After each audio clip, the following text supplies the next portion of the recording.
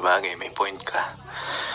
So, kung gagawin natin to, laro lang.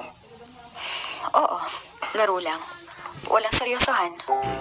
Sabi nga ni Anne Curtis sa No Other Woman, just kiss me and don't you dare fall in love with me. At doon na nga nag-umpisa ang lahat, Popoy at Tasmin, nang dahil kay Sandra ay nakalimutan ko kahit saglit lang ang malaking problema ko kay Heidi. Dumalas pa ang pagkikita naming dalawa ni Sandra at ang lahat ng iyon ay laro-laro lang. Yung sinasabing patikim-tikim lang, walang seryosohan. At doon ko nga ulit na-enjoy ang buhay ko.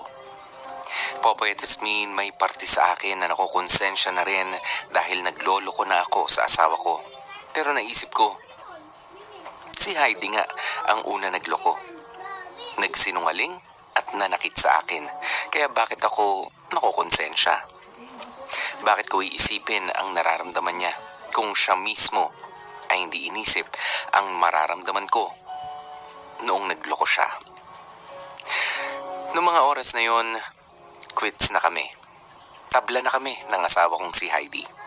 At dahil sa gusto ko pang gumanti, ay itinuloy ko pa rin ang pakikipaglaro ng apoy kay Sandra. Kailangan ko na umuwi. Kanina pa ako ginugulo ni Heidi sa cellphone.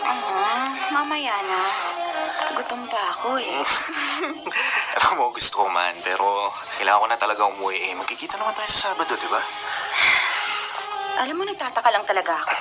Bakit mo pa siya inuuwian? Di ba dapat matagal mo nang iniwan yun? Well, fortunately, mag-asawa pa rin kami. Kahit anong gawin ko, hindi yung magbabago. Sus, pwede yun.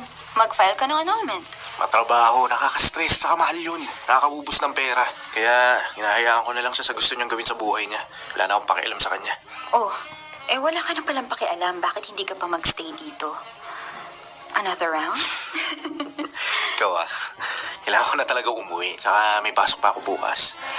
Sige na nga. Teka, tumayo ka lang dyan. May ilalagay ako sa polo mo. Ano?